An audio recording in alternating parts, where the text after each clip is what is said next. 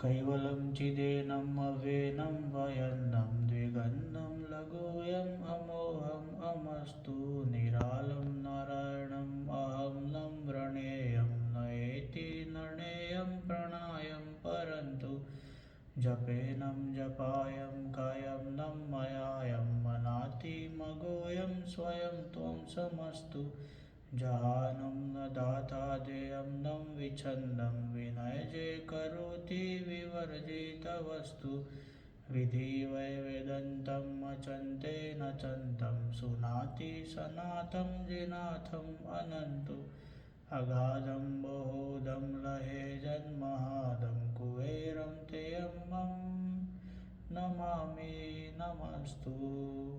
श्रीमद् करुणासागर महाराज की जय, कैवल धाम की जय, जगत गुरु श्री अविचल देवाचार्य महाराज की जय। सत कैवल साहेब सौ कैवल करता मालिकना सर्व अंशों ने मारा सत कैवल साहेब। तो घणा दिवसों पछी આજે હું કથા કરવાનો પ્રયાસ કરી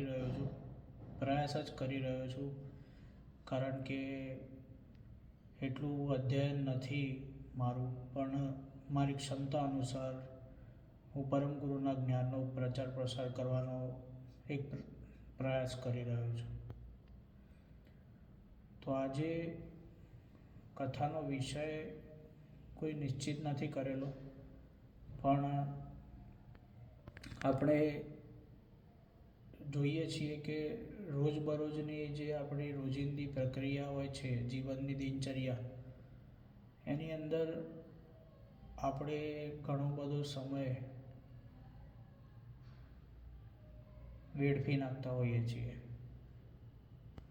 વેડફી એ રીતે કે એક તો પરમ ગુરુએ મનુષ્યોના 4 પ્રકાર પાડ્યા છે। એ પ્રમાણે વાત કરીએ કે સૌથી પહેલો પ્રકાર જે છે એ છે વિષયી મનુષ્ય, કે જેને ફક્ત વિષયોના આનંદમાં જ રસ હોય, જેમ કે ખાવું પીવું, હરવું ફરવું, કે પછી વાસના તૃષ્ણા ઈચ્છાઓ પૂરી કરવી, ભૌતિક ઈચ્છાઓ। પછી બીજા નંબરનો મનુષ્ય જે પ્રકાર પાડ્યો છે એ છે અર્થાર્થી।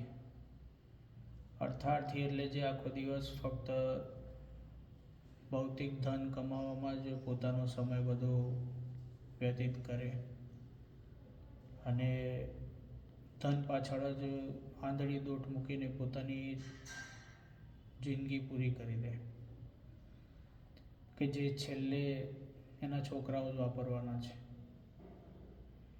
અને ધન કદાચ તમે એવું વિચારીને કમાતા હો કે મારા છોકરાઓ માટે ભેગું કરું છું, તો જો સંતાન સારું પાક્યું તો પરમ ગુરુની દયા કે ધનને સાચવશે ને વધારશે, પણ જો તમે એને પ્રોપર સંસ્કાર નહીં આપ્યા હોય ધર્મના, તો સંતાન એક જ દિવસમાં તમારું બધું આખી જિંદગીનું ભેગું કરેલું ધન પણ પૂરું કરી શકે છે, એક જ દિવસમાં।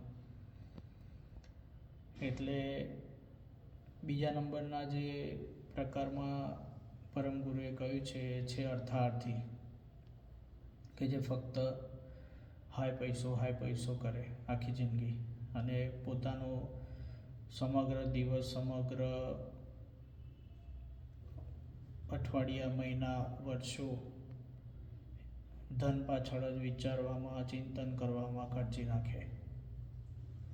પછી ત્રીજા નંબરનો પ્રકાર છે જિજ્ઞાસુ, કે જેને એવી જિજ્ઞાસા થાય કે ખરેખરમાં વાસ્તવિક જીવનનો, આ માનવ શરીરનો ઉદ્દેશ શું છે, આ શરીર મને માનવ શરીર શેના માટે મળ્યું છે, આપણા જગતગુરુ સેવીચંદ દેવાચાર્યજી મહારાજે હમણાં જ કથામાં કહ્યું હતું કે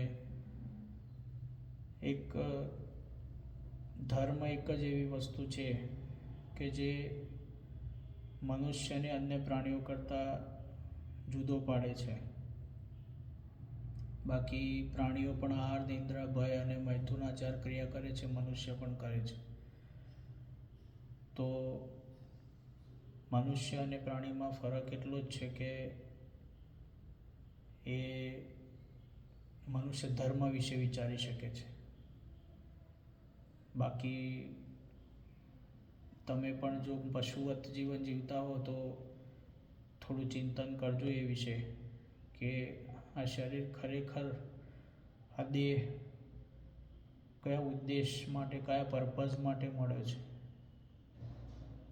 આ મનુષ્ય દેહનો હેતુ શું છે અને એના ફાયદા શું છે મનુષ્ય દેહના. બુદ્ધિ તમે ગણતા હો કે બુદ્ધિ મનુષ્યમાં છે, તો એવું નથી. બુદ્ધિ અમુક એવા વર્લ્ડ રેકોર્ડ નોંધાયેલા ચિમ્પાન્જી પણ છે કે જે ગણિતના દાખલા સોલ્વ કરી નાખતા હતા, જે મનુષ્ય પણ એટલી ઝડપે ના કરી શકે એટલી ઝડપે. એટલે ડોલ્ફિનમાં પણ અને અમુક પ્રાણીઓમાં, ઘણા પ્રાણીઓમાં આપણા કરતાં પણ ઊંચો આઈક્યુ અમુક ચિમ્પાન્જીઓમાં જોવા મળ્યો છે. તો એવું નથી કે બુદ્ધિ આપણામાં વધારે છે. પણ ધર્મ એક જ એવી વસ્તુ છે કે જે પ્રાણીઓ એના વિશે ચિંતન નથી કરી શકતા, પણ આપણે મનુષ્ય કરી શકીએ છીએ. બાકી આપણી પ્રથમ જ જે સવારની ઉપાસનાની પ્રથમ જ લાઈન છે કે મુખ્યને કલ્પના, હું ગાઈને સંભળાવીશ. મુખ્યને કલ્પના જલ્પના મન તણી, તુજ વિના અન્ય નહીં કોઈ દૂજો. એટલે આ બધી કલ્પનાઓ તમે મૂકી દો કે ભવિષ્યની, કે હું આ કરીશ, આમ કરીશ. હા, થોડું એચિવમેન્ટ જો માયામાં સંસારમાં રહેતા હોય તો ભરણ પોષણ જેટલું કરવું જરૂરી છે, પણ પછી અતિરેક જ્યારે થઈ જાય કે બસ આજ આખો દિવસ ભૌતિક પદાર્થોનું જ ચિંતન, ભૌતિક વસ્તુઓનું જ સ્મરણ અને માલિકનું કોઈ ધ્યાન ભજન નહીં, કશું જ નહીં, તો પછી તમારું જીવન વ્યર્થ છે. એના પછી પરમ ગુરુએ પ્રકાર પાડ્યો છે, એ છેલ્લો અને સૌથી ઉત્તમ પ્રકાર છે મુમુક્ષુ, કે જે મોક્ષની ઈચ્છા રાખે. હવે મોક્ષની ઈચ્છા એવું કહેવાય છે કે એ પણ એક ઈચ્છા છે. એટલે જ્યારે મોક્ષની ઈચ્છા પણ પૂરી થઈ જાય ત્યારે તમારું ખરેખરમાં મોક્ષ થાય. હવે મોક્ષ ખરેખરમાં, મોક્ષનો અર્થ શું છે કે મોક્ષ એટલે મોહનો ક્ષય. તમારા જેટલા પણ મોહ હોય, પરમ ગુરુની એક ચોપાઈ છે ને કે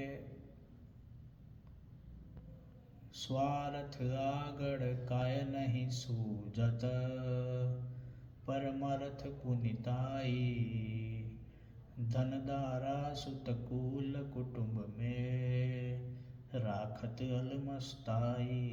એટલે તમારી જે મોહ તમારો શેમાં શેમાં બંધાયેલો હોય, એક તો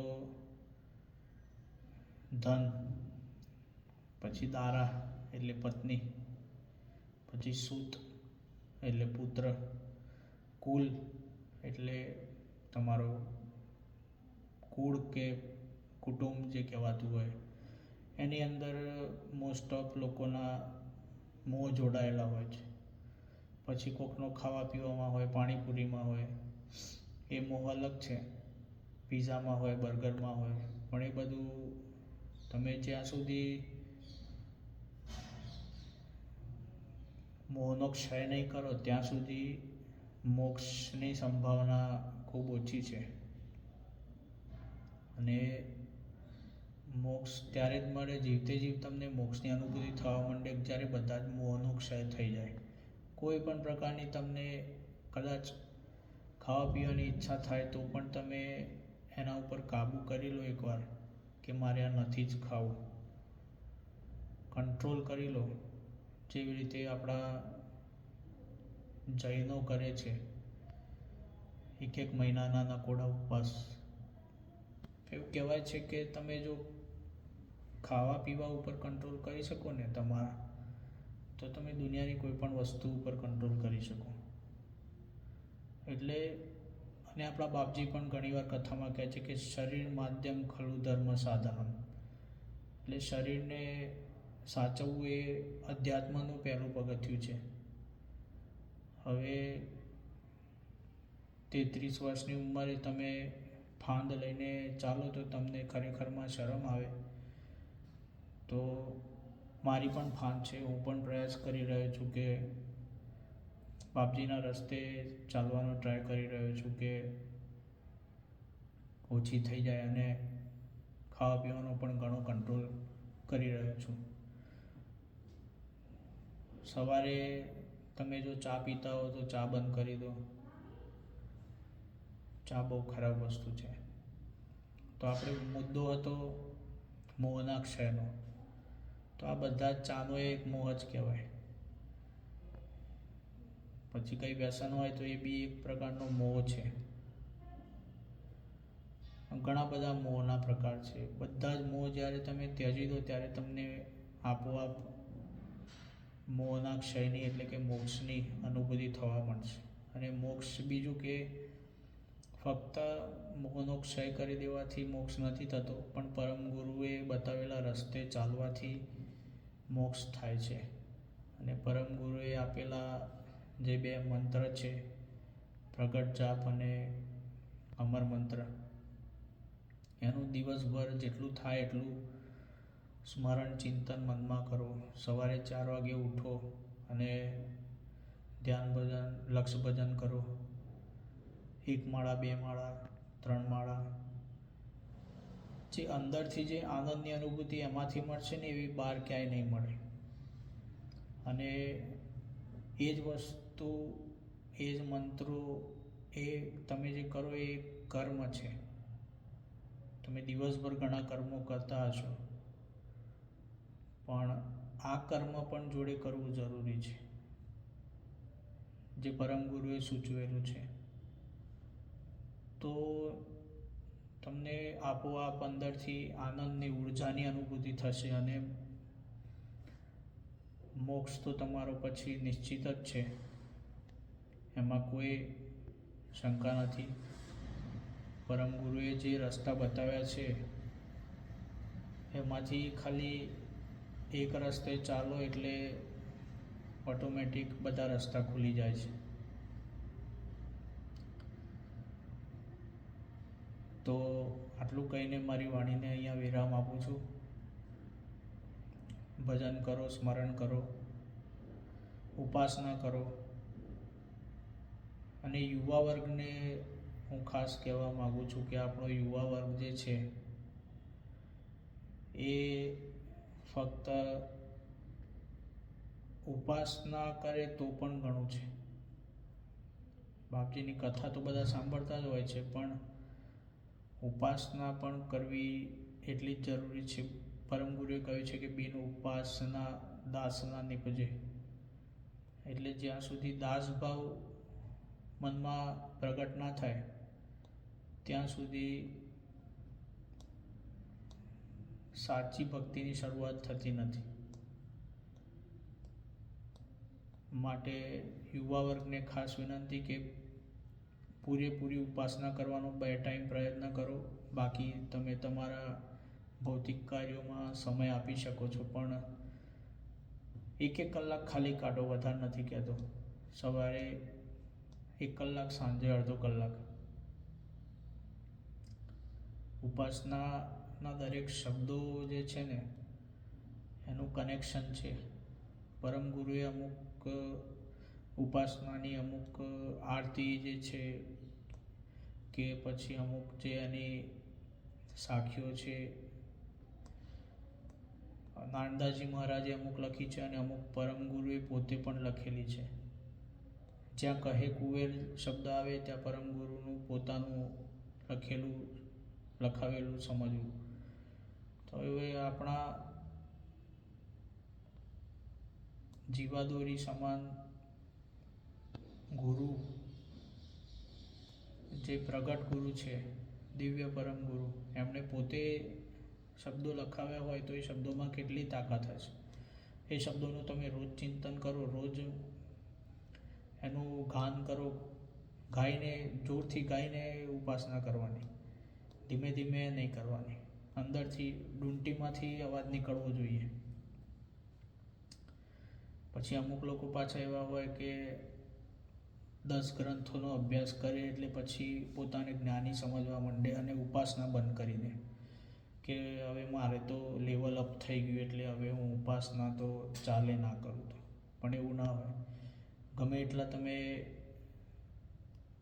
અભ્યાસુ હોવ પણ ઉપાસના તો નિયમિત કરવી જ. અને તિલક પણ પરમ ગુરુએ ફરજિયાત કહ્યું છે. જે તિલક ના કરે એને તો અભાગ્યો કહ્યો છે.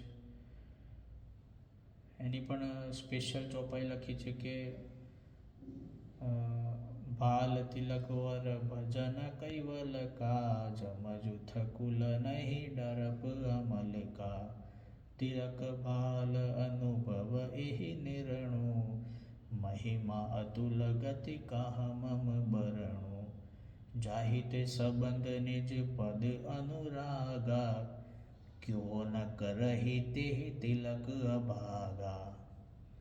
એટલે જે તિલક ના કરે ને એને તો અભાગ્યો કીધો છે પરમ ગુરુએ. એટલે થોડી હિંમત જોઈશે, પણ થોડા દિવસ તમને થોડું ટફ લાગશે, પણ એકવાર ચાલુ કરશો પછી મજા આવશે. તો આટલું કહીને મારી વાણીને અહીંયા વિરામ આપીશ. સત કૈવલ સાહેબ આદ્ય સગત સ્વરાજ કરુણેશ કૈવલ કરતા કી જય. શ્રી કૃષ્ણ સ્વામી મહારાજ કી જય. પરમ ગુરુ શ્રીમદ કરુણાસાગર મહારાજ કી જય. દ્વિતીય ગુરાચાર્ય શ્રી નાનદાજી મહારાજ કી જય. તૃતીય ગુરાચાર્ય શ્રી બળદેવદાસજી મહારાજ કી જય. ચતુર્થ ગુરાચાર્ય શ્રી ભગવાનદાસજી મહારાજ કી જય. પંચમ ગુરાચાર્ય શ્રી પ્રયાગદાસજી મહારાજ કી જય. ષષ્ઠમ ગુરાચાર્ય શ્રી સીતાદાસજી મહારાજ કી જય. સપ્તમ ગુરાચાર્ય જગત ગુરુ શ્રી અવિચલ દેવાચાર્ય મહારાજ કી જય. શ્રી સબ સંતન કી જય. શ્રી સબ દેવન કી જય. શ્રી જ્ઞાન સંપ્રદાય કી જય. શ્રી ગુરુ ગાદી સારસાપુરી કી જય. શ્રી કૈવલ ધામ કી જય. કથા સત્સંગ પૂર્ણાવતિ કા સત કૈવલ સાહેબ, સત કૈવલ સાહેબ.